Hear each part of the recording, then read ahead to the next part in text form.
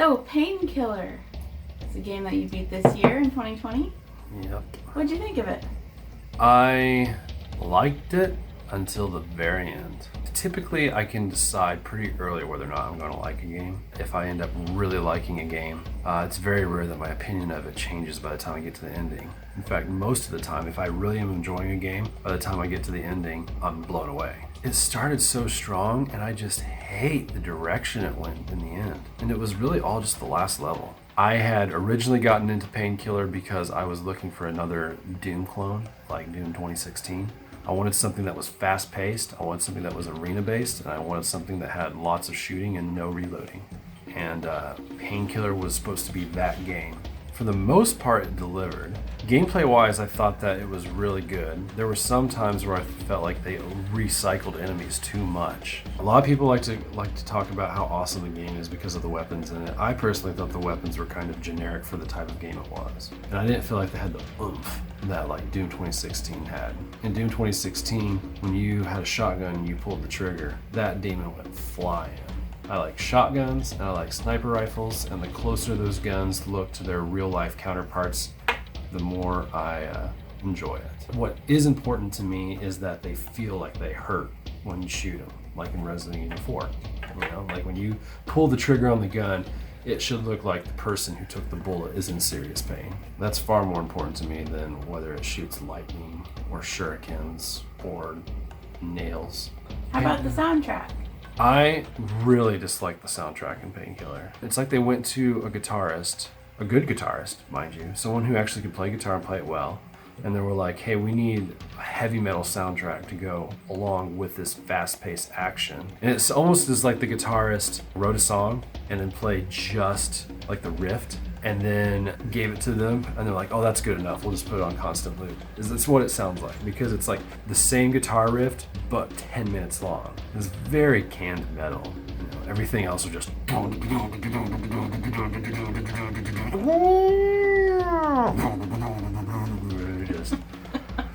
just man. It's very good. Yeah, the soundtrack sucked.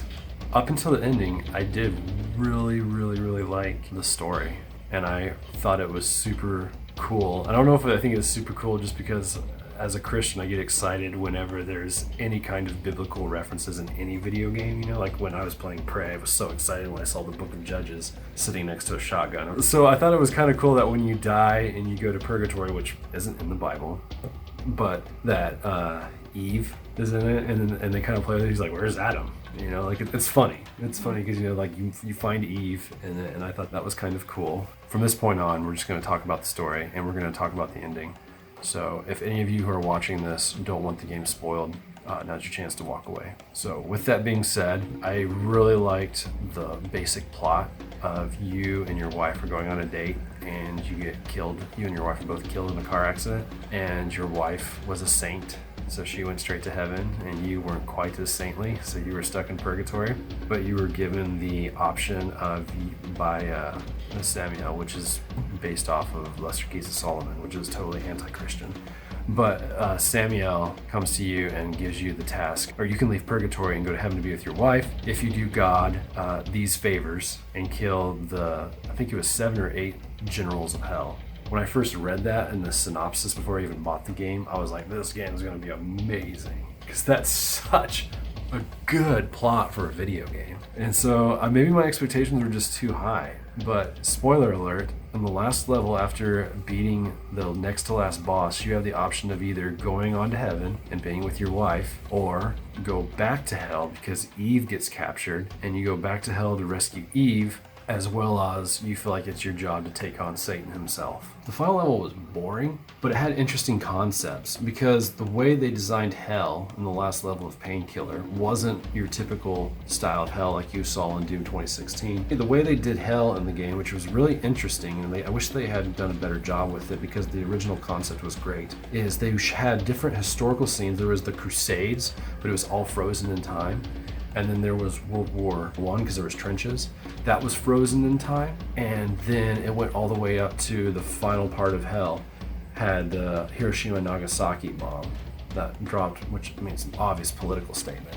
But still, they had an atomic bomb, an atom bomb exploding, and you had your mushroom cloud we've all seen in the history books. That picture of that mushroom cloud, that was like the last scene that was frozen in time. So basically, what they're saying is war is hell, and they kind of make hell just different awful parts of history frozen in time.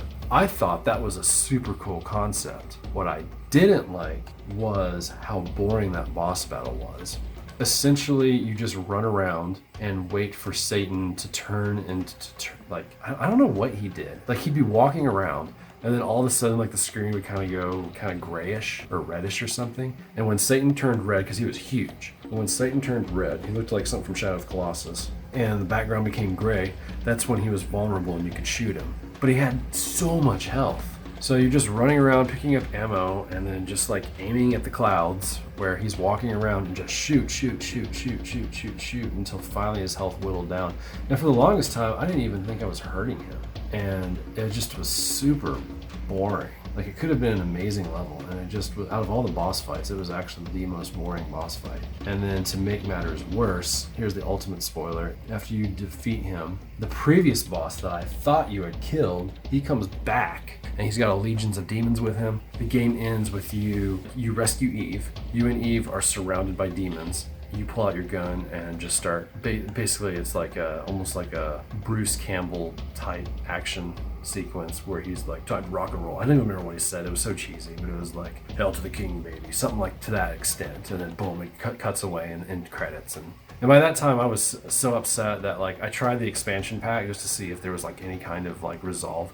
And it was just so obvious that no matter what, the company that made the game, called People Who Can Fly, which that's a great name by the way, they were not interested in making a game that had a great story and were more interested in just keeping it open-ended so they could constantly dish out the sequels. I just think they ruined it with you not being able to go back to heaven to see your wife, because that was like the whole motivation. I just think it's so stupid that when given the option to either go to heaven to be with your wife or return to hell because you want it to, because you're a big man, you want to take on Satan, why would you trade spending the eternity with the woman that you really care about and really love for going to an absolutely horrible place to kill the king of all evil just because he hurt your pride? So what would you rate it? Personally, my personal experience, I would rate it a 6.9. The combat was fun, but it got repetitive. I could only play it in sessions. The music sucked with the exception of one soundtrack. And the story, which was the strongest thing going for it, had the most unsatisfying conclusion that I've experienced in a video game since Eternal Darkness. I was very, very unhappy with the game.